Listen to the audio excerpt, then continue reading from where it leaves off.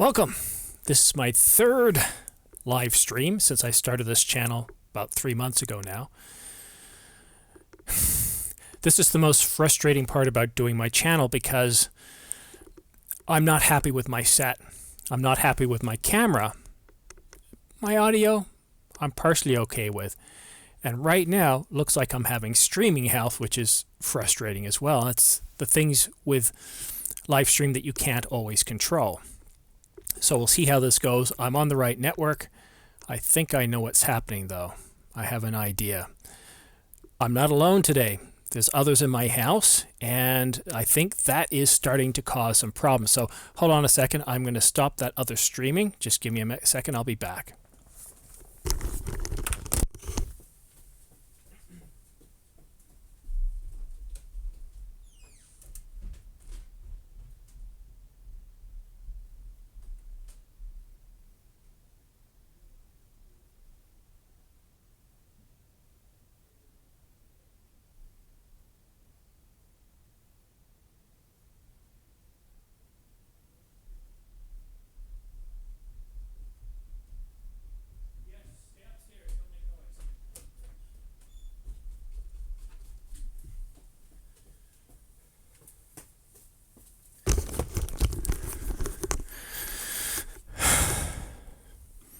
So, this is a little bit of amateur hour, I guess, at this point. These are some of the things you're going to discover when you start doing a live stream.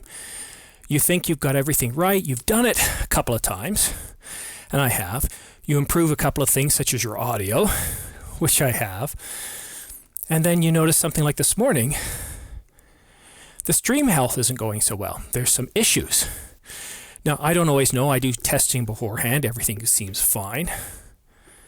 But according to what I'm seeing here from OBS or OBS, we have some stream health issues. So I'm wondering if I can fix that while we're at this. So if I take a look at my stream, look at my video. Yeah, I can't change that while it's active, unfortunately. Output. Let's see if I can drop it down to 5,000. See if that helps. Drop it a little bit. But we'll see. You guys let me know. Let me know in the comment section. And, you know, I'll do what I can. I've got a very, very fast connection here. I'm using I think I've got 20 megabits up and 500 megabits down, which is more than fast enough for a 1080p stream. So we'll have to see. But what I want to talk about today, a couple of things. I wanted to talk about the 1DX Mark III. There's some very interesting conversation post-announcement on this camera. I want to talk about the Nikon D780. And I want to address comments that I received over the week. So a little bit more information about what I'm trying to accomplish here. Every week on Sunday, I guess it's Sunday for most people in the world, it's 11 o'clock Eastern time here. I want to produce a weekly video to discuss things that have happened in the week, discuss videos that I put out, key messages, and also an opportunity to address comments and take live questions. Also, over the weeks and months, you're going to see an improvement to this live stream, just as you saw an improvement to my daily or my videos that I'm posting on YouTube. At first, they were terrible. If you go back and look at some of those early videos, the audio was terrible. The room acoustics were terrible. The microphone I was using was not suited for the room that I was in. The settings were okay, and the lighting was terrible. So I've slowly corrected that over time. So if you look at my latest videos, they're a lot better. Now that I've gotten a good handle on that, I want to bring up live stream, and I want to do it while I'm not very popular on YouTube, so my mistakes won't be as embarrassing. You know, you've got this, you know, imagine I've got 10,000 subscribers and I'm doing quite well, and all of a sudden I start trying to learn to do live stream, then I'm just going to look silly. So I'm still working out the bugs. I don't know what's going on with ops here. It's saying I'm only getting about 1,300 kilobits a second. That's ridiculous. I'm just going to check what channel I'm on. I'm on the fast channel. I don't know what's going on here. Can you guys let me know in the comment section how this is appearing from your point of view? Is it chopping? Are we having any issues with the video? Please let me know. So what I've worked on today is I've tried to use better presenting materials, and I think this will help the conversation a bit better. But really, the biggest issue that I have is how do I live stream using my SLR, my DSLR. I've had this camera for going on 7 years now. This is my Canon 70D. It's been a very, very trustworthy camera of mine. I still use it for my YouTube channel, but it's getting a little old in the tooth, and trying to live stream with it is, well, without spending any money is a bunch of Band-Aid solutions. So I'm not willing to do that. I'm not willing to rush out to get a camera right now just to do the live stream. I truly believe that when you purchase a camera, when you're looking at getting a camera, you want to get the right camera for your use cases, how you plan on using it, what outcomes you expect out of it. And this kind of leads into the 1DX Mark III, but we're going to see an awful lot of really amazing cameras coming out very, very shortly. The Tokyo Summer Olympics are coming up, and why is that important? Well, Canon and Nikon generally release their flagship cameras every 4 years, just in time for the Olympics. So Canon has officially announced the 1DX Mark III. And a lot of people are happy with it, and a lot of people are upset. And what kind of I find interesting is we seem to treat cameras differently from other objects in our lives. The 1DX Mark III is the flagship. It is the USS Enterprise of their cameras. It is got the best of the best that they can put into it. Now, there are some negatives depending on your use case. So for me, the negative is weight. Because of what I do, it doesn't make it a bad camera. It's got 4K 60, 10-bit, 422 internal RAW recording. That's pretty impressive to get in a DSLR. It can produce, the video features in this camera are very, very good. Does that make it a crappy camera? No, it doesn't. Is it right for the ordinary filmmaker? Well, if I look at continuous autofocus, yeah, it's terrific. I look at high detail in 4K and 1080p, it's amazing. If I look at slow motion in 4K and 1080, it's really, really good. Lens stabilization, it's good. No IBIS, right? No IBIS. It's very good color accuracy. It does all the basic frame rates. It's got a large lens selection. It's got really, really good features to it. But it's heavy. And for me, once you get past a certain amount of weight, like this thing here, the 70D is probably about 600 grams. The lens, this is a very heavy lens, the L series, the 51.2. It's probably close to 2 pounds, or just over 2 pounds, close to 3 pounds. The 1DX Mark III starts at about a kilogram or 3 pounds. It's very heavy. You slap a lens on it. It's not just for ordinary filmmakers like moms or dads or your kids that are going around, teenagers, whomever. Carrying this thing around, it's quite heavy. You don't want it strapped around your neck while you're on vacation.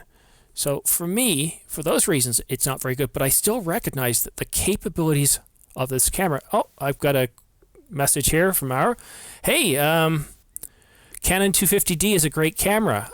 Well, okay. So I want to share with you guys something. I'm going to put this up on the screen here. It's a little earlier than I wanted to. Forget that it says Nikon. Forget that it says the D70, the D780, and the Nikon Z6.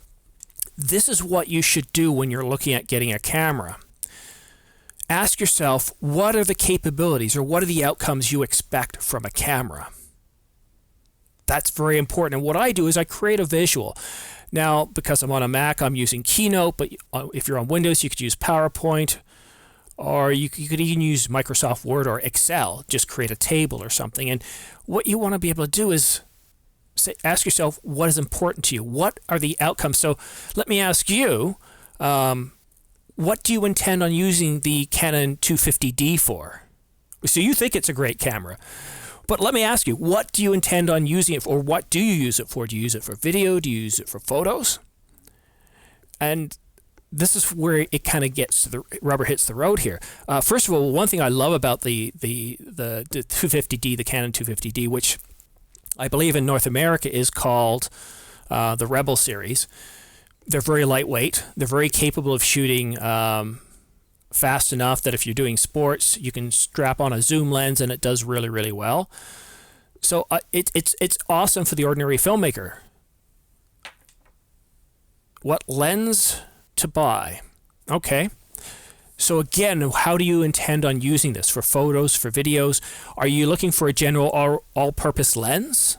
I don't have it with me here, but I've got it upstairs, and what I use for the 90D, which will work on the 250D as well, is the 18-135 STM.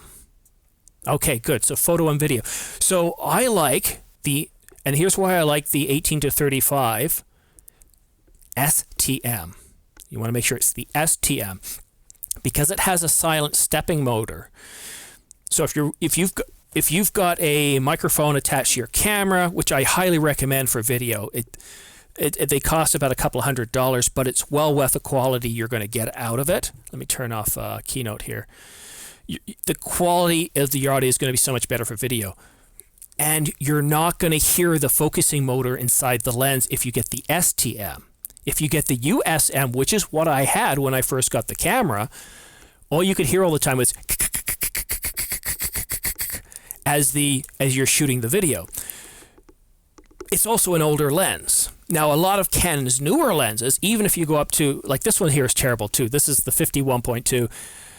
It works for YouTube because I'm using a lavalier mic with the Tascam. So I sync the audio with the video in post, and I completely mute out the Canon's audio, so it's not a problem for me. But if you're outside and you're shooting video with your 250D, you don't want a lens that makes this. It's very distracting and it's annoying. So go with something like the Sennheiser. Again, I don't have it here. I wasn't expecting to use it as a prop. The shotgun mic, they're relatively inexpensive. You can go with Rode, anything around that $200 price range. You want something with what's called a dead cat. It's kind of like a sock with fur going in all different directions. Well, the 50 1.8 is a good lens, but so I need more information from you, but essentially the 18-135 will work. It's a vacation lens. Anywhere you go, it will do what you need it to do. The 50 1.8, the nifty 50, $100, you can't go wrong with it. It's a cheap lens. It does quite well. It's a little slow, but then again, so is the 50 millimeter. Just for playing around with it, I think it's a great lens. Yeah. Great questions. Thank you very much for posting. So back to what I want everyone to understand here is, first of all, I am not a fanboy. I don't have tattoos of Canon on my arm or on anywhere. I don't even wear Canon clothing. I would if I had it, but I'm not a fanboy. And here's the problem with being a fanboy. And there's nothing wrong with it. I'm a Trekkie in a way. I love Star Trek. I just love that sense you get from watching Star Trek. You feel good at the end. A positive story about humanity and where it is going. But being a fanboy over a camera, here's the problem with that. If they start to go decline and go downhill, you're going to have blinders on and you're not going to get the best camera for you. Whereas if you look at capabilities, and the outcomes you want, then you're able to create a far more objective analysis of what you're looking at. So for example, wrong one. So for example, if we look at this sheet here, I could easily break it up. And so I'm looking at a new camera, and what it would look like for me is I'd probably keep the same capabilities, but then I would say, okay, let's do the Canon EOS R Mark II. Let's do the Canon 5D Mark V. Let's do the Sony A7S III. And let's see. And let's do the Nikon Z6 or Z6. And I'd probably line up 3 or 5 of those cameras. And then I'd go through each one. Okay, how's the continuous autofocus? How's the level of details? How's slow motion? Like 4K, great, it has 4K. But is it soft like it is in the Mark II? Sorry, as it is in the EOS R, the Mark I? And if it's soft, I'm not going to get it. Because that eliminates the capability of me being able to punch in. And when I mean punch in, if I have sharp 4K like you do on the Nikon D780, in post-production, so imagine here this is a 4K frame. All my projects are 1080p, and what that allows me to do now is I can zoom in so the frame is just, well, this much here. But the image isn't going to be soft because I've got all the detail there. I've got four 1080p frames within a 4K frame. But if the 4K is soft, I lose that capability, which is why I didn't buy the EOS R, as well as you saw from my capabilities, it doesn't have any slow-mo in 120, well, in 1080p with autofocus. So I didn't get that. I didn't get the 90D. I know, I'm talking about Canon, right? Why am I not talking about other cameras that I was considering? Well, this is one big reason. This is an expensive lens. I think this cost me about $2,000 when I bought it. I got the 51.8, I got the 18-35. If you're new to buying cameras, then yes, you are going to think, well, why not Sony? Why not Panasonic? And more power to you. I love that first camera. You're completely, there's no barriers, there's no constraints on you. But when you own a bunch of lenses, it's a whole lot more difficult to justify buying a different camera. But I'm considering that now. Okay, so let's take a look at some more questions. Shoot your family, the kids, okay. You have the Canon 17-55 2.8 or the Sigma. Okay, here's what I would really caution you doing when you go off Canon, because I don't know, I tried it a few times, and the camera store salesman will say, oh yes, this is a great lens, you'll love this. So I'll say, well, let me try it. I slap it on my body, I start filming, and you can hear that the focus motor. So you want to make sure the focus motor is silent. That's the biggest thing. Because you're shooting for family, don't be too hung up over the quality. You don't need to get the most expensive glass to produce home video. Especially if you're shooting outside most of the time. You got a Canon 250D outside. The light performance is amazing. Color accuracy is very good. 70-55 2.8. What I would do is I'd go to DP Review, and this is what I do myself, is I'll put the different lenses up and they'll show you the sharpness and the chromatic aberration you get. But if you're shooting video, this really isn't going to be a huge negative. So what are you looking at? The things I'd be looking at is the focus performance, which one's faster at focusing, because that matters more. And the quietness of the focus motor. That to me matters more than anything else. But you want to go pro in photos or video? That's an interesting, because I probably wouldn't be going with those lenses at all. I'd be going with if you're, so you've got something to consider if you're thinking of going pro, depending on how many lenses you have. Do you want to go with mirrorless or stay on the mirrored side with the DSLRs? And if you're going to go DSLRs, then consider going with the EF lenses. They're like this one here. They're much better quality, much better sharpness at the center and at the edges, and less chromatic aberration. Canon makes some of the best lenses outside of Leica, obviously. You really can't beat Canon for quality. Then what you want to do is you want to spend your money. Yeah, so spend your money on the glass. Really watch out for that. The 24-105. Now again, see, if you get the 24-105, you get the 51.2, and then you decide you want to go to a full frame camera, those lenses will attach onto the body and they'll still be usable. You could even get a 1DX Mark II as an upgrade later on down the road, and that's still going to work for you. So that opens up a whole lot more possibilities. So I would stick with the EF glass and stay away from EFS if you're looking at going pro. You don't want to be, because the same thing, if I go ahead and get the EOS R Mark II, this lens will come with me. The adapter that Sony makes for the Canon EOS R F platform, it's anywhere from free up to $200 depending on what store you get it from. It's terrific. Unlike Nikon's F to Z adapter, you don't even notice it is there. It does a good job. Your focus, all the information, it sends metadata going back and forth. It works very, very well. I wish Nikon had done the same level of testing and quality on the FTZ or FTZ. Is it American? It's Z, right? FTZ adapter. I've heard so many complaints from people about that adapter. So let's talk about that a little bit for a second. If you've got any more questions on the Canon, I'm happy to answer them. The Nikon just announced the D780, and tomorrow at 2 o'clock Eastern Time, I've got a video coming out comparing the D780 to the Z6.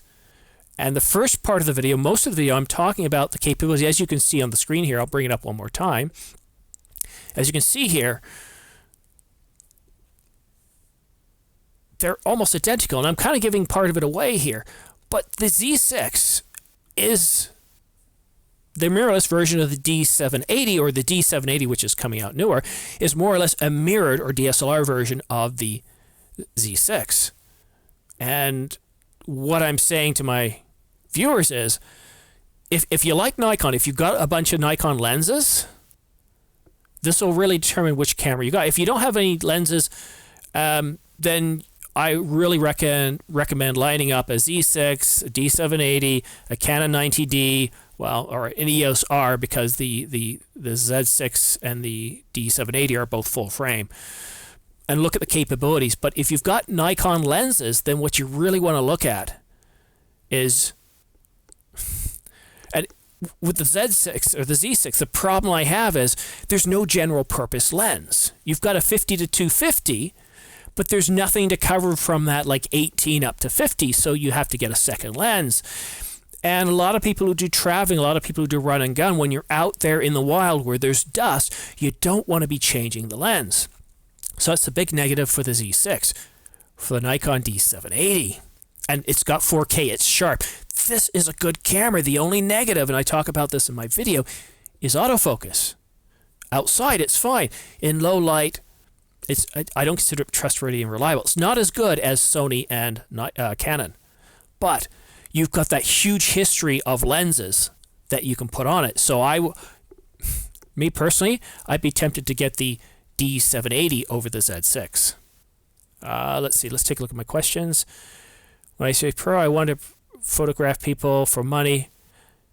Yeah, no, that's what I understand. So if on the pro side, if you're looking at just doing photos and not video, and you kind of want to consider it both, because here's what usually happens. If you're doing photographs, eventually you're going to do event work such as weddings or baptisms, bar mitzvahs, all that kind of stuff. And you probably want to have lenses that will be good to cover both.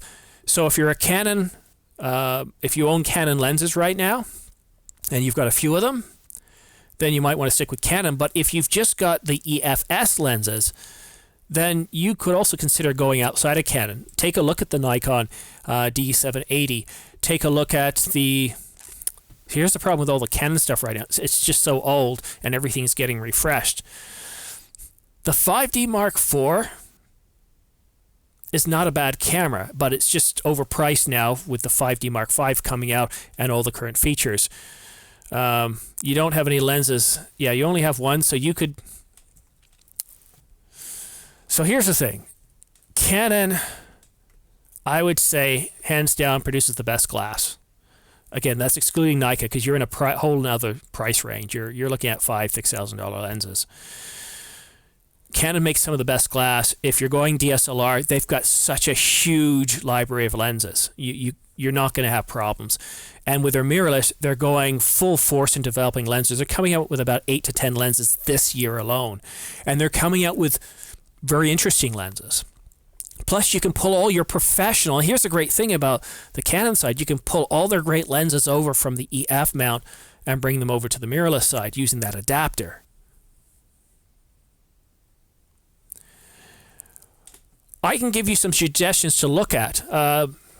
So if you're doing weddings and that kind of stuff, the 70 to 200 f2.8 is really a very good lens. The 51.2 is a good lens. I've also had the 100 2.8.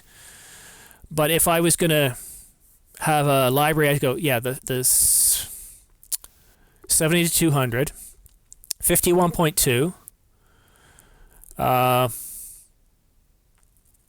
What's that other one I was thinking about?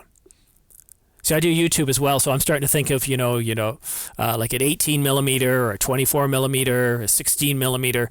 It gives you really, really wide shots. But if you're doing event work, probably one of your best go-to lenses would be the 70 to 200. And you can still get something like an 18 to 135 as your own personal travel lens. I'm very happy with the results. The f4, well, keep in mind, if you're going to be doing stuff like weddings and that, you don't always have good light, so you might want to go with a 2.8. So the wider you can get, the better. That's one of the reasons why I got this 51.2. I'm going to turn my monitor a little bit. You can see what I'm working with down here is my set. My videos look pretty good, but this is my set right here. You can see there's my shooting area. There's the green screen. The lighting is terrible. So I've had to bring in my own lights. I've got one here right now. You can tell. Here's a little tip. If you want to see what YouTubers are using for lights, look in their eyes. You got one dot. You can see where it's placed. It's up high. Sometimes you'll see two dots per eye. So I've had to recreate a setting down here. And because I've got a 51.2 on here, I'm able to open it up. I'm shooting at f1.8 at ISO 100, and my videos look pretty good. If I had the 51.8, those options are gone, and I have to change my lighting, and the results aren't as good. Well, so here's something to think about with budget, because this is what I tend to do. I think of budget last. Do your capabilities first. Find out what is really, really important to you. Find out what your use cases are. That's important first. Then once you've done that, then it gives you an idea of what lenses you need to buy. Then you can also look at the used market. Don't necessarily buy new. I've bought used many times and haven't had a problem. Doesn't mean you won't have a problem, but find out who you're buying from. Find out how many times the shutter has opened up. That's a great way to get started. Get some lenses or network. Join camera clubs. Talk to people. Is somebody looking at getting rid of a lens? What price are they selling it for? That's a good way of doing it. And then as you start to get jobs, you start to build up some money to where you can start paying for stuff. That's one of the reasons I started a YouTube channel, not only to fill my free time. Hey, Mauricio, good to see you. But also, I've lost my thought here, to also generate some income to pay for my gear, because I don't shoot professionally. I really can't. I don't have the time. Half the time I'm a single parent. So I've got my son with me. I just can't go places. I don't have those options. So I really enjoy YouTube. I think this is a lot of fun. I'm learning a lot right now. Yeah, and well, you may not have those options in your country. However, consider this. There are several camera stores out of the United States that also sell reconditioned or used lenses and even camera bodies, and they'll give you a guarantee with them as well. But do the capability mapping first. That's very important, because you want to strip away all the costs. And once you've done that, if your budget really is tight, and because one thing I tend to do, if I can't afford it, like this was expensive, I just wait a little longer. Because if I can afford a lens today, that means I can afford a lens later. I just have to wait. I might do some YouTube work. I might do some video or website work, and I start budgeting it. Like my replacement camera, I've been saving for 3 years. Every month I put about $100 away, so I can afford a 5D Mark V when it comes out.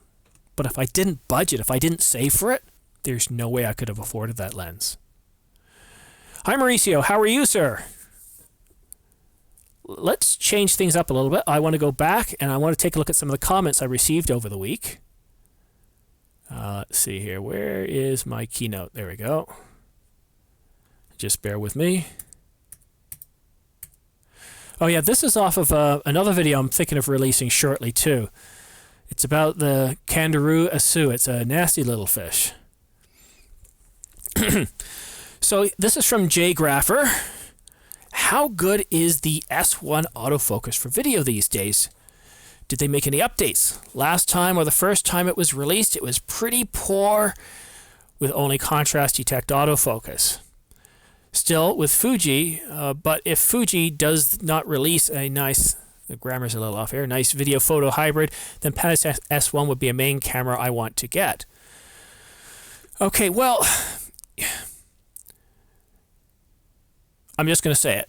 Panasonic does not produce a trustworthy, reliable autofocus for video. It does hunting. They've improved it dramatically since the GH5. The S1H has the latest incarnation of that. And because that's a $6,000 camera, or is it $6,000? I think it's $4,000. It's around that price point without a lens. It has that same contrast detect autofocus. They've just tweaked on it a little bit. So I can't see Panasonic, after releasing 3 amazing cameras last year, that for some reason with the GH6 it's gonna somehow say, oh, I've seen the light, they're gonna go to phase detect autofocus. I just don't see that happening. So here's the thing. If you're gonna go with Panasonic, and they make amazing cameras, so many YouTubers shoot with it. Here's my recommendation to you. Oh, I lost my thought. I hate it when I do that. You want to pull focus manually. So if you're doing YouTube work or where your subject isn't moving a lot and you can pull manual focus, that's what you want to do. But I wouldn't trust it for its continuous autofocus. Not at all. Yes, Mauricio, it's definitely good to see you. Thank you for all your comments. I don't know if I'm going to get to one of yours in here yet or not, but thank you so much for your comments. I've got about a few of them lined up today. Let's see, do I have? Yeah, I do. I do have a comment from you I'm going to be showing shortly. So that's why I think it's very important for you guys to map out your capabilities. So if autofocus is important to the point where it's mandatory, then you really, really want to think carefully about what camera to get. So for me, as much as I wanted the S1, I thought about it, I looked at videos, and it just was not producing good enough results. Here's another one, same thing. Not impressed. Panasonic S1H all the way. The Panasonic autofocus keeps getting better. Now this kind of smacks as being a bit more of a fanboy type comment because, Panasonic all the way, well, why? What use cases are you using it for? It's almost like they're justifying the autofocus knowing that it's not working, but it keeps getting better. But what, do you need autofocus? If so, I would not go with Panasonic. I would probably choose Canon. Canon's got, I would say, the best autofocus currently around. Sony's second place. And with Canon, they just, if you're new starting out too, Canon's probably one of the easiest cameras to get used to. The full auto modes are very easy to use. The menu system is very easy to use. So as much as I like Panasonic and I love how they constantly update firmware and do a really good job, I'm not very happy with their autofocus. Will there be a GH6 for night video? Well, I've heard absolutely nothing about GH6 in terms of night video. In fact, they've been very tight-lipped on any rumors whatsoever, so I don't really know about that. Now, keep in mind, it is a Micro Four Thirds sensor, so it's not going to be as good. Take a look at all your astrophotography cameras. They're pretty well using a full-frame camera, and it tells you right there a full frame is going to be able to open up and get more light in. So it depends on what you're using it for night. Are you looking at doing astrophotography? If so, you might want to consider a few astrophotography camera bodies. They've done some tweaks so they're better at light sensitive. And if you're doing that all the time, I'd really recommend looking at an astro camera. So, Mauricio, you gave me this question just a short little while ago about SD cards. So I came prepared. I've got my little kit here. So this is what this was like $14. It's really good because it's easy to pop them in and take them out. It doesn't crush them and holds them nicely. So here's what I use. This is what I first used with my Canon 70D. And if you're not shooting 4K, this is perfectly fine. It's good. even SanDisk, though, will tell you if you're doing a lot of video, you probably shouldn't get these. But for using 1080p, I found these fine, and my camera shoots at 7 frames a second, and these were very good and quite reliable. Now that I'm looking at doing 4K, all the cards that I buy are usually the SanDisk Pro. Now it says 170, some of them say 160 megabytes a second. Yeah, horse hockey.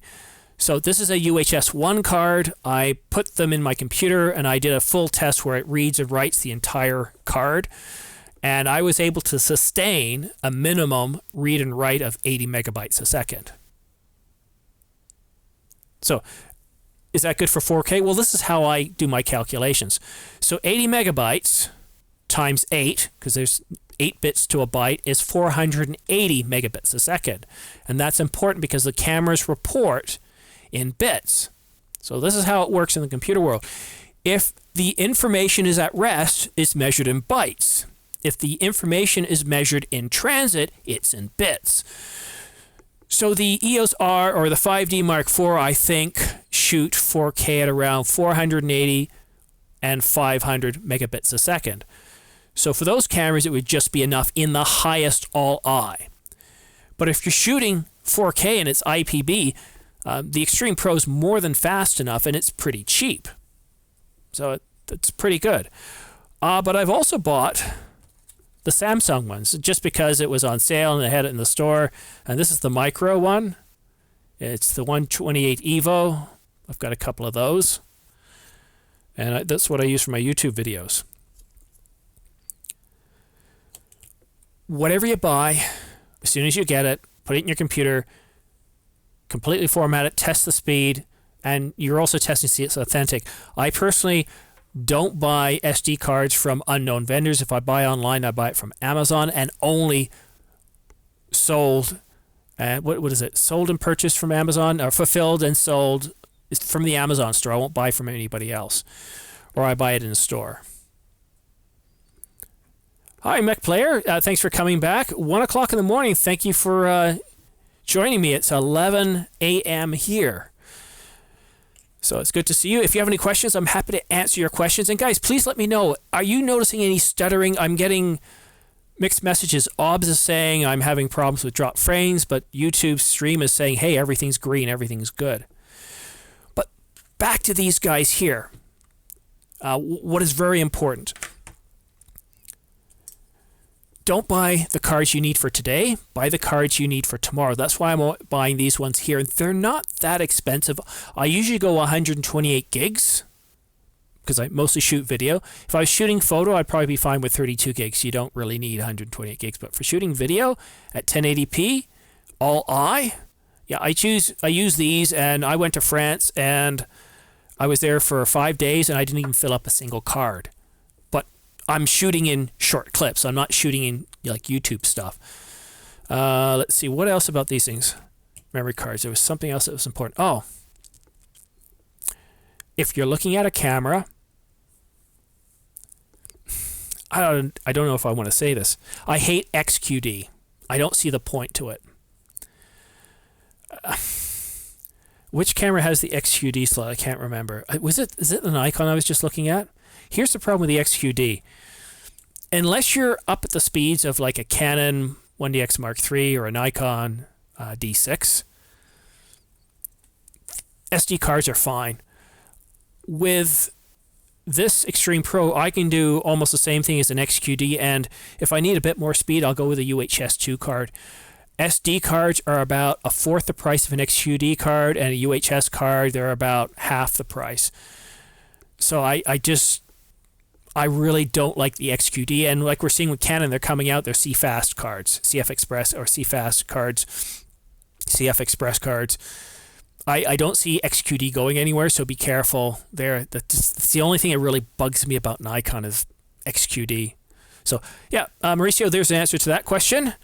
Let's see, the price of 51.4. The 51.4 is a pretty good lens. It's a pretty good lens. Yeah. The Nifty 50, I bought that when I started doing YouTube work.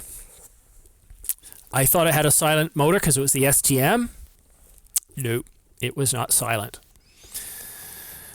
So I strapped this back on and started using this again. But if I travel, yes, it's perfect because it's really, really tiny. So that's what I like about that. All right, let's go back to the questions from the week. And Mech Player or anybody else, if you have any questions, drop them in the comment section and I will get to you. We're probably going to go for at least another 20 minutes unless you have lots of questions. Then I'll keep going. Let's see here. I'm still new to streaming, so I'm trying to figure out my navigation to OBS here. I have a UHS 1. This is from Mech Player. 128GB Extreme Pro. On my Canon 90D, it handles 4K recording mode. And it should, Mech Player, because... And this is really, really sad. I want a moment of silence for the 90D. All eye has been removed from the 90D. This is not a reason not to get the camera. The 90D is an amazing camera. It's just where I'm at in my journey of filmmaking after filming for 7 years. I'm ready. I want to improve my quality. I don't want to step back. So IPB is about a third the size of all eye. You are not going to have a problem. But here's what I recommend doing, Mech Player. If you're shooting video and your projects are 1080p, just like my projects are 1080p, shoot in 4K. Do this. Shoot in 4K. Set up your project as 1080p. When you bring that video in, the software is going to downsample it to 1080p. And the sharpness is going to be amazing. It's going to be way better than 1080p itself.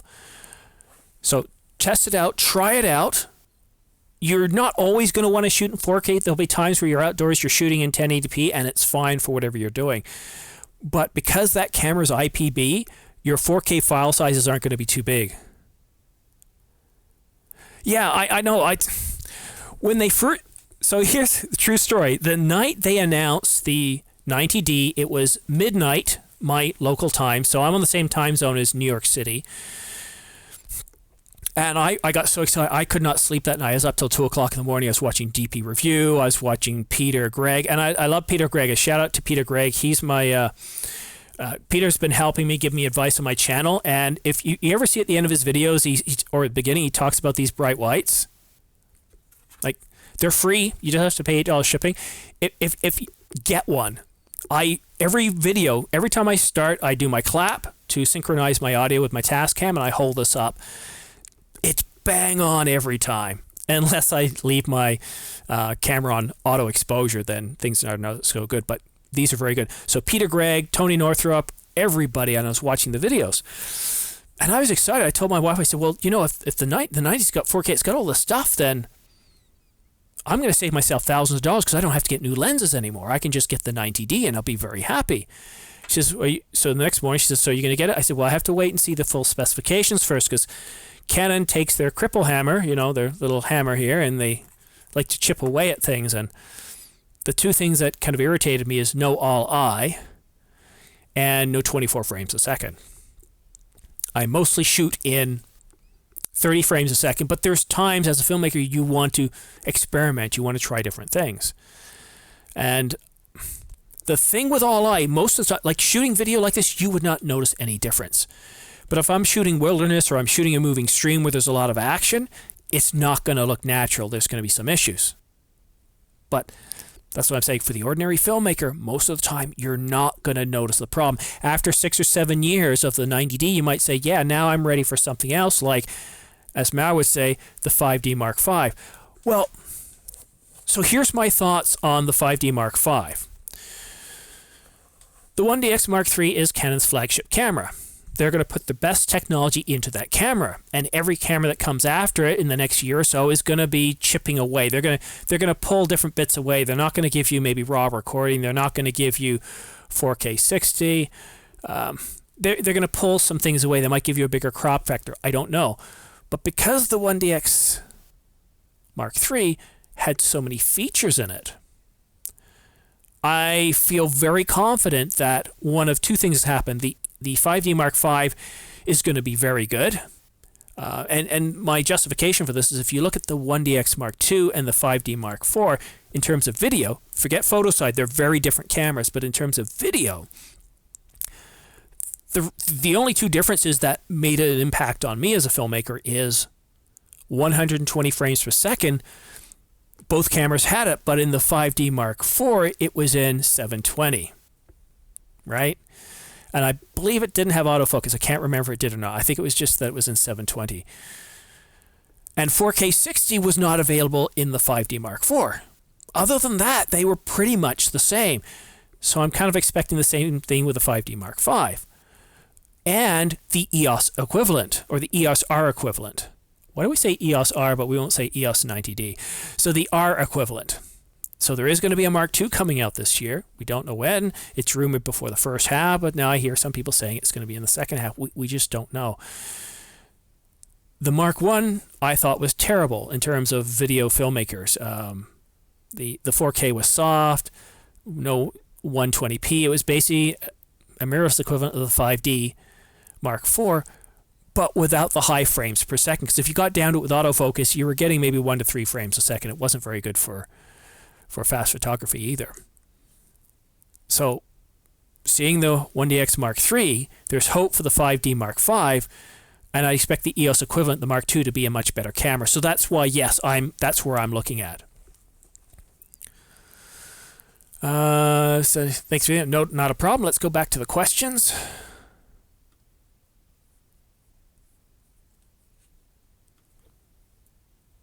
So yeah, just a reminder, when you're looking at the speeds, don't follow the speeds that the advertisers on the SD cards show you. Just like I mentioned, the Extreme Pro that I have, it shows 170 megabytes. And you're not going to get that. And 170 megabytes, you multiply that by 8, and that's, let's try that on. So 170 times 8, that's 1360 megabits a second, right? So if it could do that, but it doesn't. So you want to take it into your computer. Mac and Windows, they both have a program you can download. They're free, they're open source. And what they do is they check every bit of the card. What this does, first of all, identifies whether you've got a fake card or not. And it also checks to see if the card is damaged. So I do that with every single card I get. So yeah, forget the advertised speed. What you want is you want to know what the sustained read and write is. And also, after every use, or before every use, format the card. What that does is it reformats the card. It looks for any bad sectors when it does. So that's a really, really good thing. So definitely format the card for every use. Just make sure you've backed it up. Okay, next one. What's the next question here? Mark Rigg. Yeah, I've heard a lot of this from people over the past couple of weeks. This stupid crippled nonsense is getting a bit tiresome. It's a DSLR. If you're a fussy hardcore video shooter, then buy a video camera. The 5D Mark II has a lot to answer for. Well, how many times have I heard people say, back in my day, we didn't have to do this, or when I was a kid, we walked 5 miles to school through 10 feet of snow. Times change. If technology, because let's face it, Canon and Nikon and Panasonic, they're all technology companies. They're manufacturers, but they're technology companies. If technology companies stay stagnant, if they don't develop, they will go under. Look at Kodak. Look at the trouble that Nikon and Olympus are having right now. If the market is telling you they want both video and photo in a camera, that's what's going to be delivered. And as an ordinary filmmaker, I think it's great. So I've done a lot of traveling. I was in France this year, and this is what I had around my neck. And people think this. They think you're a photographer, and they think you might be a professional, or you definitely know something about photography. In some places you go, in some museums or some places, they say no video. So if you walk in with a video camera, they just like right away keep an eye on you. But if you walk around with something like this, they leave you alone. These, more or less, you can go incognito, right? I like that about these. I also like that if I want to shoot photos, and I do sometimes, 5% of the time, I can shoot really good photos. I want to shoot really good video. I can shoot really good video. It's the best of both worlds. So here's another example. Here's my smartphone. We could have a similar comment. This is a stupid nonsense getting tiresome. It's a phone. If you're a fussy phone person, then, or if you're a fussy video person, go buy a video, don't buy a smartphone. Okay, well, Nokia tried that, right? What happened to them? RIM tried that. What happened to them? Microsoft tried and then churned, and they failed as well. You've got to follow the markets. If people want a hybrid shooter and if they want the capabilities, they're going to get it or they're going to leave. And that's why Canon is getting hammered lately, because people are saying, okay, you don't want to give us 4K, full sensor? Fine, we'll go to Sony. I'll go to Fuji. X-T4 coming out soon. I'll get the X-T4. Sony, I'll look at the A7S III, and I think, so here's, so what you were asking me before, what I would get, here's the cameras that I'm keeping an eye on, my personal eye on, and they're around, what's the price point? I think they're around $3,000 to $4,000 US. So I'm looking at, obviously Canon first, because I've got some glass already invested, and I'm familiar. If I picked up the 5D Mark V or the EOS R Mark II, the menu system, I already understand it. It's got more stuff, but I can start shooting right away. I'm good to go. So I'd be looking at the 5D Mark V or mirrorless equivalent. I'd be looking at the A7S III. We're going to see it.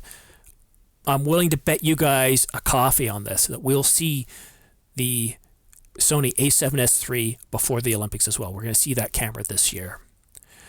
Yes, the A7S III. The only reason I didn't buy the A7 III, and I looked at it last summer, I looked at the A7 III. It's an amazing camera. It produces really good quality results. It's a little too small, though. I've got pretty big hands, and so as you can see, I can put my grip in here, and it's perfect. I can hold on to that steady.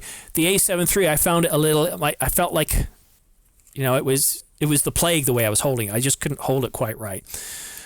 But in low light, Sony isn't quite there yet.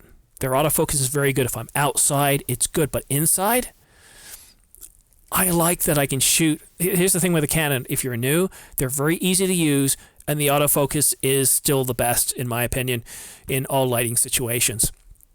It's so reliable and trustworthy. I always, when I shoot my YouTube videos over there, autofocus is always on. My settings are 60 on the shutter, 100 ISO, 1.8 on the f-stop, and I shoot manual with autofocus on, and I've never ever seen an issue at all. And I love that trustworthiness. Like you guys, I'm amateur. I don't have a group of people. My son follows me around, but can you guys imagine getting a 5-year-old to pull your autofocus for you? It's not going to work. So that's kind of why I'm there. But if Sony tweaks that a bit more, and I think we could see that in the A7S III, and Canon doesn't deliver, it cripples the living daylights out of what I'm looking for, I'll get the A7S III. I'll take it on the chin. I'll have to buy new glass. I don't want to. It's expensive. With Canon, I can say, okay, I got my 51.2. I don't have to spend $2,000 on that. I can try something different. I'll get the 24 to 105, or I'll get something else. With Canon, I'm already in flight. I'm already in the air. Now I can go places. With Sony, I got to take off. I got to get my wings. Fuji, if they made a full frame, I'd look at the X-T4. Fuji, they're really amazing. They're like Panasonic. These guys will do firmware updates all the time. And to be fair to Canon, yes, they've done like 4 or 5 or 6 of them. So this is much better for Canon. This 70D, 3, that was it.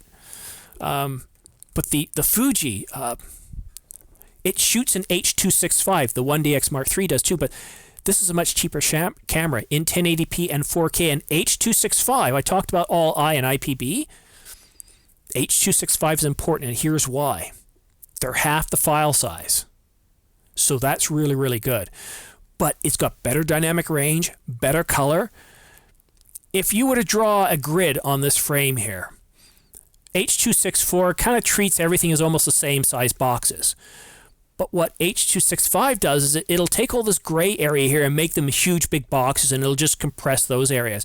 But then when it starts to come to my face, it makes smaller boxes and it starts to compress. So you get much better compression, much better color range, much better dynamic range. It's really, really good. Yeah, the Canon adapter. So if I move to the EOS R platform, Canon's adapter is very cheap. It's around $100 in most cases.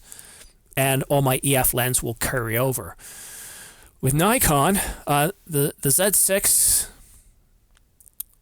well, Z6, and the D780, I'd say, are mirrorless and DSLR. They're equivalent to each other. They produce really, really good results. I think they're very, very good cameras. Again, the autofocus in low light can be a little tricky. It's nowhere near as bad as the Panasonic. And if you've got Nikon lenses and you've got the old F-mount lenses, get the D780. I think you'll be very happy. It's got 4K and it's sharp 4K. 4K 30, but it's really a good camera. A lot of people have said, Nikon's dead. Tony Northrup has released some videos saying they're in trouble, and I do think they're in trouble. Tony Northrup had predicted that Nikon's going to take what they already have, just make it a little bit better, get it out there to get some cash money. Marvelous. Well, the D780 is very good. If you had a D750 and you were thinking upgrading and you're doing video, yeah, for sure, definitely. I think this is a good camera. And you already know the autofocus is better in this one. And since the FTZ adapter isn't going to work for you, you might as well just go with the D780 versus the Z6. Like I said, the problem with the Z6 is it doesn't have that general purpose lens, which, is very important for travel. So, yeah, I don't know if I'll move to Sony. Every day I'm checking the rumors, I'm checking the news, and part of my channel, one of my pillars is to provide you guys with timely news and rumors. So if something comes out, even if it's midnight, I will produce a video and give you that update. My weekly videos, I try to produce them Monday at around 2 o'clock Eastern Standard Time, or Eastern Time, whether it's standard or daylight. That's my goal. I also try to produce tutorials, how-to related to video editing regarding cameras, and I also do some YouTube stuff. So as I'm building a YouTube channel, from the viewpoint of somebody who isn't successful yet, I'm providing documentaries or videos on that. So my first video was about getting to 100 subscribers. A video I'm about ready to release sometime next week is about hitting 1,000 subscribers. And it first of all talks about something that I found very interesting, not related to filmmaking at all, but the TV show River Monsters. And Jeremy Wade was out there in the Amazon, and there was this fish species that's rumored to eat people from the inside out. And it talks about how if you're in the waters, if you're peeing in the water, then this creature, this little fish, buries its way up through your urethra, and because of the barbs, it can't be removed very easily, and it'll eat you from the inside out. So I talk about that for a couple of minutes, and I said, well, the real question here is, why am I talking about this? And it was all about the importance of knowing what your channel's about, knowing about your vision, staying true to your vision, and the different pillars, the goals and objectives you want to achieve. So for me, it's YouTube diary, it's news and rumors, which I aim to get out that same day. Yes, you can check for it on the websites, but what I'm trying to do is pull all that stuff together so you guys don't have to, so you can sit in front of the TV, relax, and just get the information and the analysis. So that's really what I'm trying to do. And of course, camera gear and reviews. What if you move to Sony? You think Sony may go back to DSLR cameras? Well, so here's the thing. It's kind of like going back to the future. You don't have to go back to the future to go to the past. Sony's already produced a ton of kit. Everybody has. So you can stay in that world. I don't know if you've noticed, I wear sweatshirts and it says Amiga here. It was a computer I used growing up, and I love that computer, and I still use it in emulator mode. But I would never try to use that computer for modern stuff. For a lot of the stuff that was produced in the last, I would say 5 years, if you're producing video, is probably going to work well. Once you go past that point, focus motors aren't silent, which doesn't mean you can't use them. It just means you don't want the camera to be close to anywhere where your subject is speaking, and you can have a shotgun mic on them or a lapel mic, and then it doesn't matter, right? Because this makes a lot of noise when it focuses. It doesn't matter if the lens makes noise if your microphone isn't bolted to the camera. But if you're using shotgun mic bolted to the camera, it's not going to work. So my camera is probably about 8 feet away from my face. I can hear it with my ears focusing, but the Tascam DR10-L that I use doesn't pick it up, so I get that much better audio. So, no, you know what? So here's the thing about DSLR or mirrorless. If you ask the question, which is better, DSLR or mirrorless, you're asking the wrong question. for a lot of these mirrorless cameras that were sold, marketing departments pushed on us that they're lightweight, they're smaller. And well, for somebody like me who's got big hands, that's not a benefit because it's harder for me to hold them. There's not enough buttons on it. They're not as... I didn't find that as a benefit. And then, for example, the EOS RP, look at how small, tiny it is, lightweight. Then you strap on a 51.2 and the thing's huge, right? So the whole weight thing, no. Now, once you start to get down to the professional, you start to get into the optics, the distance between the lens and the sensor, then yes, you can start to do different things, but you're generally looking at the more expensive lenses, not stuff for the ordinary filmmaker. So do it based on capabilities. If you're with Canon or Nikon that has a huge history of lenses and there's a lot there, DSLR, and plus you can get them used. So you can get stuff a lot cheaper. I picked up a Canon 100 to 400 for about $1,000, and normally that's way more expensive. Canon EOS R has really gone down in price lately. What do you recommend? Okay, well, Joe, the reason why I believe it has gone down in price, or the reason I know it's gone down in price, is Canon's releasing a lot right now. We're going to get the EOS R Mark II. I don't know if we'll see an EOS RP Mark II, but Canon's producing a lot this year, and I think they're moving it because something else is going to come out. So what do I recommend? Well, you probably weren't here for the beginning of my show, but I want to show you something here. Oh, that's the wrong button. Here we go. What you need to do is write out all the capabilities you want in a camera, what's important to you, and then color code them. It has it doesn't have it, or it's somewhere in between. And that's what I did here with these two cameras, the Z6 and the D780. So both of them, I said they're so-so in terms of autofocus because of the low light, but in terms of high detail, 4K and 1080, these cameras both do really, really well, and they both have slow motion, 120 frames per second. I can't remember why I gave it to so-so there. There's something missing in slow motion. Oh yes, it's very soft. It's very soft. So that's what you should do. If the Canon EOS R, and yes, it's come down huge in price, but I think because the Mark II the Mark II has to be that much better. If you're happy with the EOS R and it does what you want, then grab those savings and buy it. Grab those savings and buy it. Take a look at some of the videos I've done comparing the EOS R to the 90D and the RP and the 5D, and what is consistent in those videos is, as a camera for the ordinary filmmaker, there's too much missing. There's no 120 frames per second. The 90D, in my personal opinion, is way better as a video camera than the EOS R or the RP. You get much...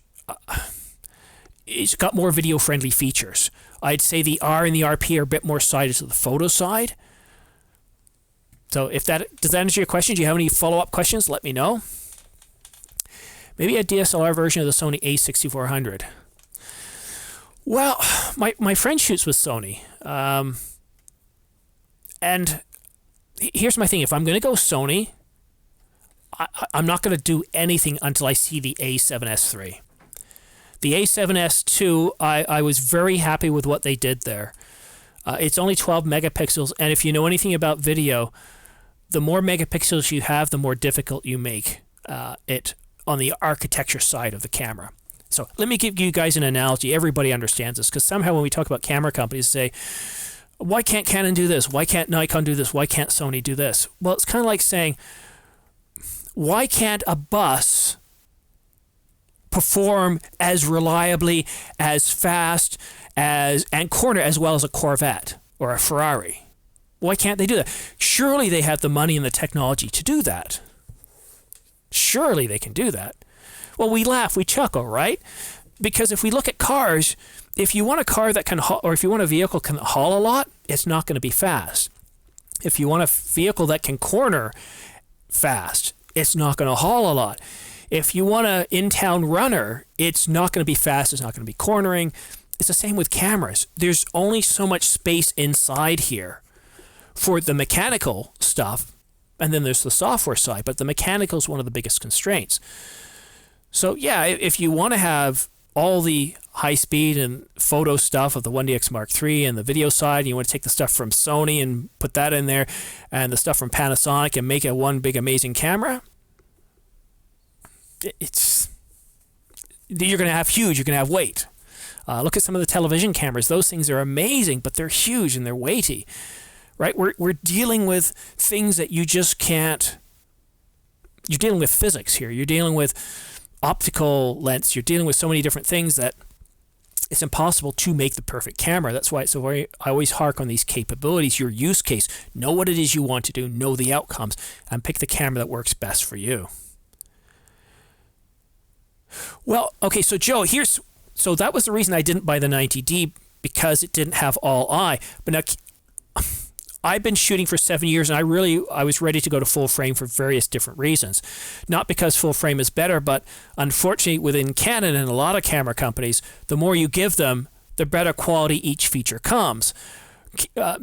Canon tends to believe that a full frame sensor gives you better than an APS-C sensor. That's simply not true. APS-C has different optics and different physics from a full frame, simply put. I love the APS-C, but I want to improve color accuracy. I want to improve detail, so I have to go up in price. It means I have to go to a full frame. So all eye depends on what kind of work you're doing. If you're doing, mom and dad kind of stuff, if you're doing events where there's not a lot of fast action, the 90D is a very, very, very good camera. As I was mentioning earlier to what's his name, Mechanic Player, if you shoot in 4K on the 90D and your projects are in 1080p, your software will downsample. You will get a much better sharpness than you just shoot in 1080p by itself. So I think the 90D is an amazing camera. So the 90D is pretty good, but I'm in a holding pattern right now. And if you don't have to buy right now, wait several months. Subscribe to my channel if you're not already. I will bring out rumors and news as it comes out, because for me, if I do buy a 5D Mark V, that's expensive. I won't be buying another camera for about 6 or 7 years. I don't have the budget. My channel doesn't make money, so I'm doing this all with my own time, my own stuff. So I'm kind of like you guys. My dollars are valuable to me. So if you can wait at least till March. All the news should have come out. We'll know what's coming out this year. It's always, again, match it to your capabilities. The A99. I made a comment in my forums about the A9 too, and somebody thought I was talking about the A99. You know what is driving a lot of my decisions right now is 4K. This new computer that I'm using here was expensive, but I needed it to handle 4K. My new storage, 4K. My camera's 4K. If I go back far enough, it's not going to give me the capabilities I need. All the new cameras coming out right now, they're all about 4K as a capability and doing it well. So I personally can't really go old. I looked at getting the 5D Mark IV even at a discount price, but I don't want to have to deal with motion JPEG. I don't want to have to deal with poor dynamic range and 8-bit for a camera at that price. Now here's another thing too. If you're going to be doing video editing, if you're going to really be getting into it, like you think, okay, you know what, I don't have the money, but I'm going to get DaVinci Resolve. It's free. The free package is what I would consider equivalent to Final Cut Pro. And as an editor, I'd recommend either DaVinci or Final Cut Pro. If you're on the Mac, then you won't. If you're on a Windows, you don't get Final Cut Pro. But both of these editing packages allow you to grow. They're not too difficult. They use a magnetic type timeline. You can tweak colors. You can make it difficult, or you can make it simple. You can color balance. You can work with audio, green screens. I can do that with iMovie or other free software. But I can't. If I have issues, then I kind of have to accept that with iMovie. Whereas Final Cut, I can go in and make lots of changes. So, everything is geared up at around 4K. So that's why I'm kind of limited in what I'm looking at. But again, the 99 too, no, I don't go, unless you're into photography. If photography is your main thing, then yeah, it doesn't really matter how old you go. But video, there's just certain capabilities that you can't do with older machines, or you can't do them well. And that's why I use capabilities. I'll bring it up one more time. A lot of times when we go to camera stores and we look at buying a camera, they'll say, well, what are you looking for? Or they start talking features. Oh, you want 4K? Well, this camera does 4K. Okay, but that doesn't mean it's going to give me what I want. So to me, I define 4K as capabilities. It's about high detail 4K, because that allows me to, and here's the real capability, I can punch in, or I can crop in, simulate multiple camera angles, and actually create pans. This is really important. I can actually create pans without rolling shutter. So essentially, if you shoot in 4K, you no longer have to worry about rolling shutter.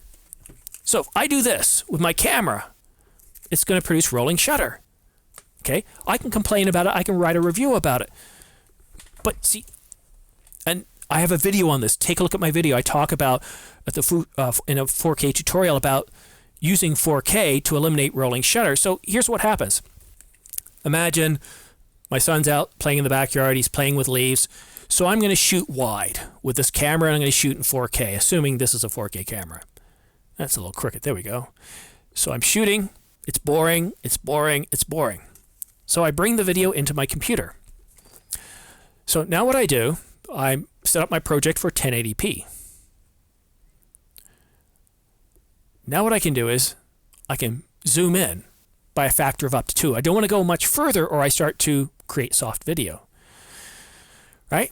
Then I can pull back out and punch in again, and it looks like multiple different camera angles from different cameras, but it's only coming from one camera, one shot. Now to produce a pan, I start in the right side or the left side. It looks better if I do it this way. I start on this side and I slowly move over. So I set my in point here. I mark my keyframe and I pan it over to about here, and I mark my next keyframe. And it'll create the pan. No rolling shutter. Right? Thank you, Mara. Thanks for attending. I'm going to be ending the stream shortly, but thank you very much for showing up. So that's the real power of 4K. It's not about producing 4K content. I said this time and time again. I don't care how good your eyes are. You're not going to get a better user experience if you're watching 4K video on your phone or your tablet. Your computer? Yeah, maybe. You're up close to it. Your television? Well, I don't know anybody that sits less than 10 feet in front of their television set. Especially if they're reclining. You're right there then, you've got almost 6 feet if you're 6 feet tall, right? I bought an LG television 2 years ago. Really amazing set. The first movie I watched was Ghost in the Machine. It was brilliant. I couldn't have picked a better movie to watch in 4K. It was amazing. And the blacks were black, the whites were white, even if they're right on top of each other. There was no light leakage from each pixel. It was amazing. And I watched a lot of YouTube videos that looked really good. These were from the television manufacturers, of course. But as I started watching Netflix in 4K and other sources, I would look up and go like, is that 4K? No, it wasn't. It was 1080p. And here's what I found out for watching TV. Most of the times I thought I was watching 4K, I wasn't. I was producing 1080p that was shot in very high quality. Sometimes they're shot in 4K and downsampled to 1080p. Most of the times I thought I was watching 4K, it wasn't. It was 1080p. So why output in 1080p? Your file sizes are a lot bigger. Your bandwidth requires more. And here's the thing on YouTube. If I'm doing news and rumors, it takes me twice as much time to upload it. Why do I want that? Why do I want to store these bigger files? But as an input source, that's important. So again, focus on capabilities, the outcomes you want, not on features. It's like people always knock the iPhone for how much RAM it has. I really don't care how much RAM it has. I care how much storage it has for applications and stuff. But if the thing works, it works. I don't care. Can I make phone calls? Can I track the bus? Can I book an Uber? That's what I need to do. I don't care how much memory it has. I don't care the pixel density. Focus on capabilities. That will help you guys a lot more. A few more comments here. Nice stream. Thank you. 32 megabyte APS-C is too much. I love Tony Northrup. He did a piece on, is there such a thing as too many megapixels? In photography? No, definitely there is not. But again, it's your use case. For video, going from 24 megapixels to 32 megapixels and 80D to the 90D, I don't think there's a huge noticeable difference in the quality, sorry, I'm mumbling my words. But I think that's the wrong question to ask. So again, it's your use case. If you're doing photography, which you say you're getting into the pro level, then yeah, more megapixels the better, because then you have more ability to crop later on. But a 32 megapixel image from the 90D versus a 32 megapixel image from a full frame, the quality is going to be different, right? But the 90D will produce really good results. And shooting RAW, or shooting RAW and JPEG. Let's see. Yeah, and so what I'm going to try to do, guys, I'm going to be ending here shortly. My goal is to deliver a stream once a week, around Sunday.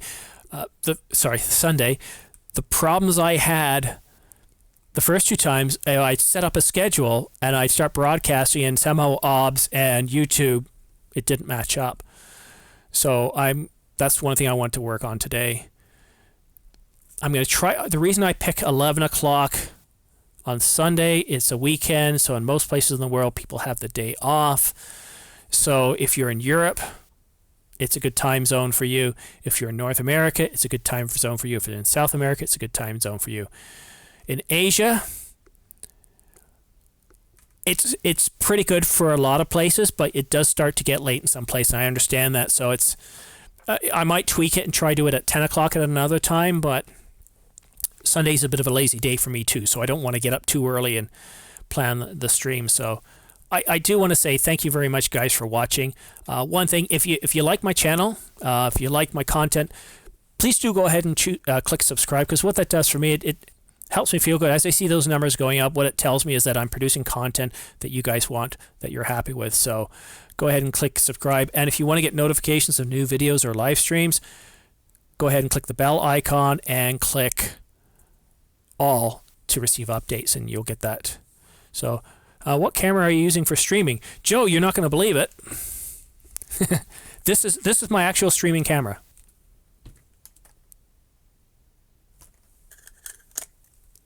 A 70D. It's literally 6 years old. I bought this in about, I think it was around August of 2013. I am using the 51.2 on it, which makes it look a little better. This camera right now, though, this is off my iMac, because I can't figure out how to get this old camera live streaming without spending another $400 or $500. And right now, I spent enough on lights. I'm going to try and wait till I get monetized. So right now, this is the camera that I'm using for my videos on YouTube, but the live stream is coming off my iMac. So does that surprise you, Joe? Is that Joe? I don't have my glasses. Joe, something Ireland. I wish I could get you guys to actually talk. I wish I could bring you guys in to talk and ask questions and have it a bit more interactive. I wonder if there's a way to do that. I need to find out about that. Part of what I do in my spare time too is I also teach English as ESL, and I like that open dialogue. So yeah, there's a risk sometimes that somebody just comes in and says something they shouldn't say, but I like the idea of being able to have you guys actually speak.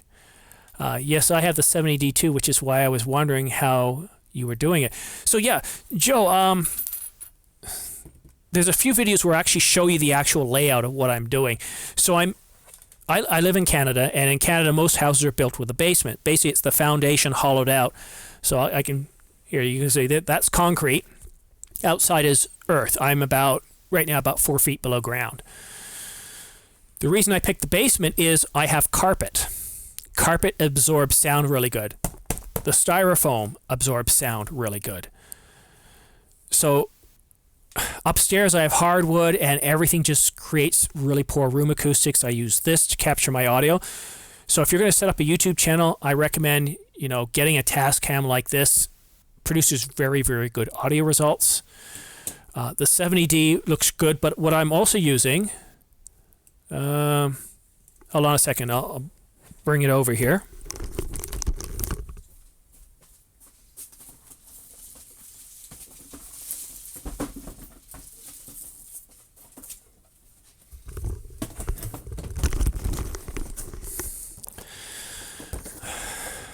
These things. They're LED lights. They're not very powerful. So I'll give you an idea of, I've got one on me right now. If I turn it off, look at that difference, right? So I've got one. It's set to a color temperature of 5600 at 40%. That's pretty good.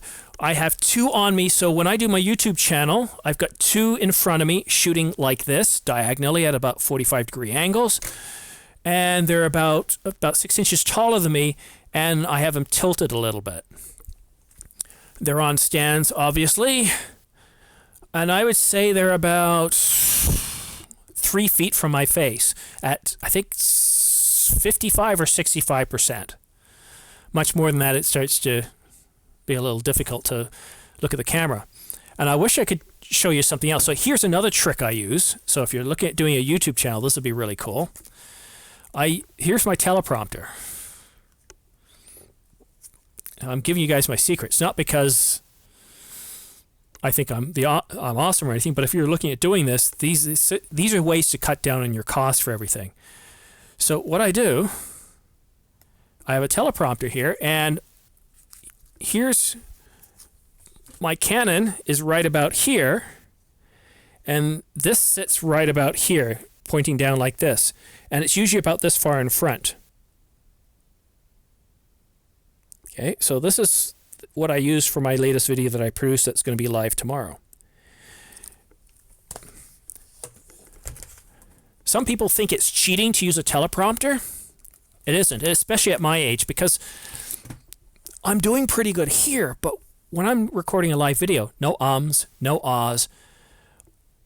I write down everything I want to say. I tweak it. I do this over a 3, 4, 5 days.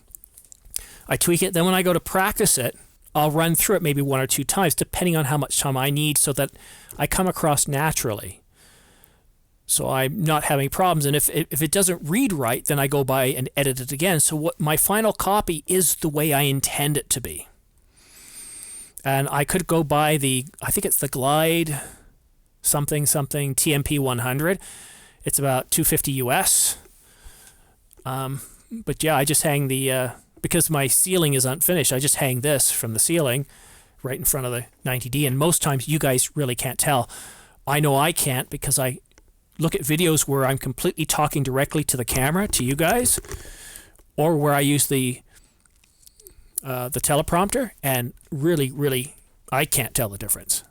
So the camera is probably about 8 to 9 feet in front of me. The reason for that is because it's an APS-C on the 51.2. It has to be that far away for how I've got it set on me. And then about another 6 or 7 feet behind me, I have a green screen.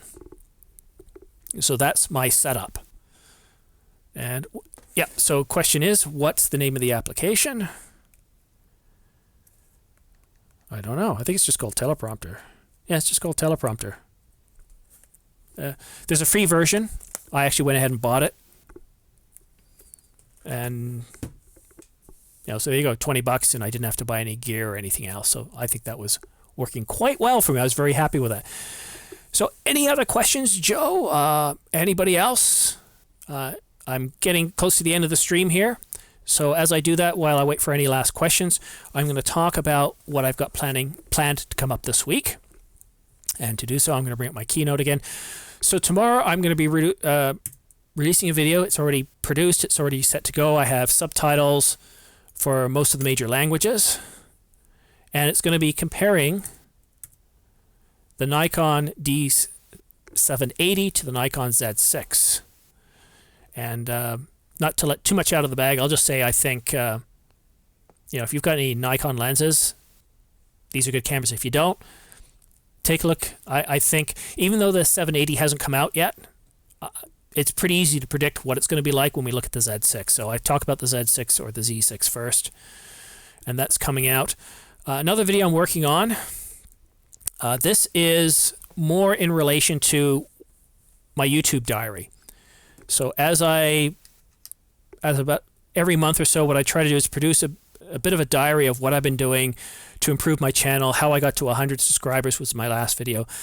This video coming out is how I got to 1,000 subscribers, but I don't start talking about that first. What I first talk about is this fish that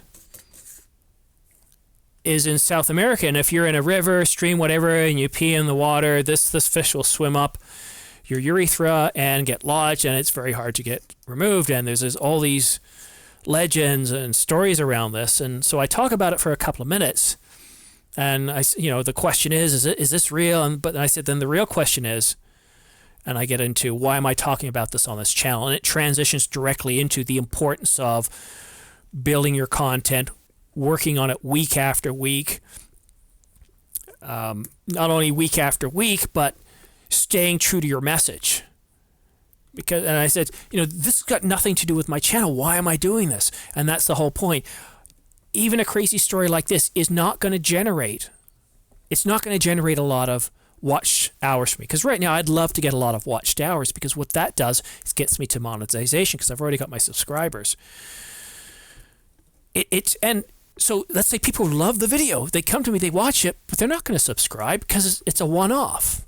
If I'm doing the crazy and the bizarre, like you see those top 10 car crashes or top 10 plane crashes, somebody comes in, they go, oh, you do a lot of that stuff, well, I'll subscribe. But they come to me, all right, I'm gone. That doesn't help. So the importance of, and I talked about in my last video, importance of having a vision, the importance of having goals, the importance of having objectives, and staying true to it. Doesn't mean you can't change. It just means it needs to be a plan change. So if your vision isn't working, okay, well, take a look at it, reevaluate, because there's no shortcut. There's no shortcut to any of this. Just take your time. That's why I started doing the live stream. I thought, well, let's try this out. It's another way to connect to people, to live, to ask me questions.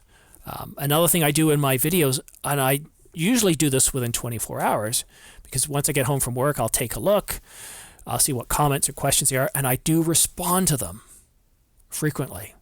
So if you have any questions, I do get back to you. I want this to be an engaging medium. I truly want it to be social. I want to provide value. Question, have you many EF lenses, and if so, do you think it's a good idea to switch to full frame? Joe, so I really recommend going back and taking a look at the beginning part of this video. If you also look at other videos on my channel, I compare the 90D to other camera bodies, and I talk about this a lot. So the question is what scenarios, right? What kind of scenarios are you going to be doing or using? It really depends. For doing YouTube, the EF lenses, the EFS lenses that I had weren't good enough. I had the 51.8, and it just wasn't good enough. I needed the 51.2. So again, this is an example of using an APS-C body. People say, oh, you can't produce good results, but you put a good lens on it, the lens really drives it. So let me take a look at your question again. I have many EF lenses. Is it a good idea to switch to full frame? So here's the thing. You can actually produce the same image or same quality on a full frame as you can with a DSLR. There's a big asterisk here, but if you adjust your f-stop, if you adjust your shutter speed, if you adjust your exposure and your distance to your subject, you can get the same results. It breaks down once you start to get to lower f-stops. But what tends to happen, especially with Canon, the more money you spend with Canon, let me line this up so I'm talking directly to you instead of off to the side. The more money you spend with Canon, the better your capabilities are, the better the color accuracy, the better the detail, right? The more features or capabilities that you have video-wise. So here's the thing. If that whole blurred background isn't going to work for you shooting video if you're outdoors, if you're shooting run and gun work, because your subject's in motion, so you're going to have a higher F value. I mean, especially if you're outside. If you don't have any ND filters, that F value is going to be all the way up. You're going to get no depth of field. Where the full frame kicks in is if you're outside and it's nighttime in the city, right? It'll really work well for you there. If you're inside, it'll work. When I do my YouTube stuff, I have X's, I have squares on the floor where I know where to stand depending on the look I want to get. And so I've set up my camera and then I stand in a certain place. And what that does from my green screen is, and I never ironed it, it's got creases all over it. But because of the depth of field that I create using my f1.8 on the 51.2, I take it in the camera. I don't have to edit the mask at all. It's perfect every time. I have two D750s and bought a Z6 a year ago for video. I love both cameras. I need an additional camera for video. Planning to sell one of my D750s, but I'm confused. Okay, so essentially the Z6 and the D780 are the same camera. One's mirrorless, one's DSLR. There are minor differences, but that's the real thing to look at here. They're identical cameras. It really comes back to your lenses. And that's what I'm going to talk about. Take a look at my video coming out tomorrow at 2. It's really about the lenses. So with the Z6, you don't have as many lenses. And if you're producing video, that FTZ adapter is no good. It's not trustworthy and reliable. And this is not coming from me. I've got a lot of comments on my channel about this. If you look at the comments related to where I talk about those cameras.